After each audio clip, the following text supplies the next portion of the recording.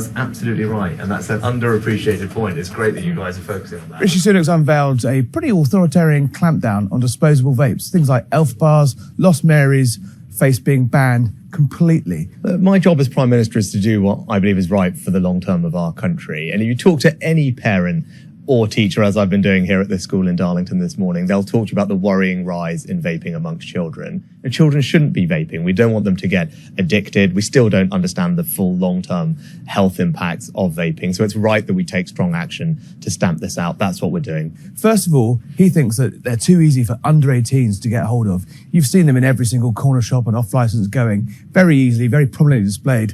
All that's going to go. He also is very concerned about the environmental impact. The batteries in these things last far longer than the amount of vape solution in them. So a wholesale ban on disposable vapes is set to be introduced in the UK by the end of this year.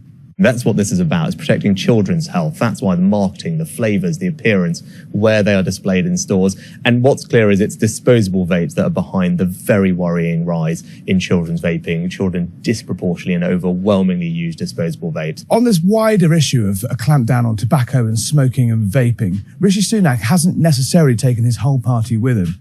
He announced his ban on anyone born after 2009 being ever able to legally smoke in this country at conference. Now, not all of the Tory party is on board with that, and he knows that, so it's going to be a free vote, a vote of conscience, which means ministers and MPs of any colour or any stripe will be able to vote how they choose, rather than being whipped, as they are traditionally done in a parliamentary vote. The right of the Conservative Party think this is a big nanny state intervention. People like Liz Truss have come out immediately and said, no way, this isn't what we should be doing and wouldn't be doing, if we were real Conservatives. Labour said they will back it, but they also faced splits back in 2006 when they were introducing legislation about banning smoking inside. A number of cabinet ministers voted against it at the time. We're going to see something very similar to that, with up to 20 Tory ministers probably abstaining on the vote rather than backing it. They don't think this is what a Conservative government should be doing. They don't like it.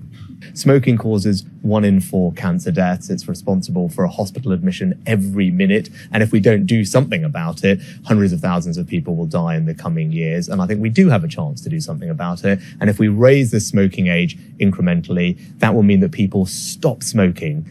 Some Tory MPs are just baffled why he's picking this big fight about smoking in an election year. It's not a traditional fight that the Tory party would have, and they were quite surprised when Sunak came out with it.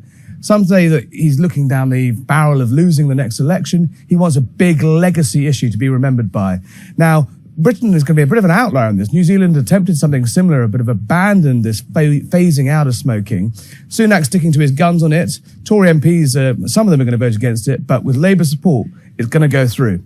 The vast majority of people take up smoking when they're young. If we can stop that start, then we'll be well on the way to making sure we have the first smoke-free generation in our country. We know that this works. When we raised the smoking age to 18, we saw a big fall in the number of young people smoking. When the US raised their smoking age to 21, they also saw an almost 40% reduction. So if we can get this right, we'll be able to do something incredible for our country, also wonderful for the NHS to relieve the pressure on it long-term and save billions and billions of pounds that smoking costs our society.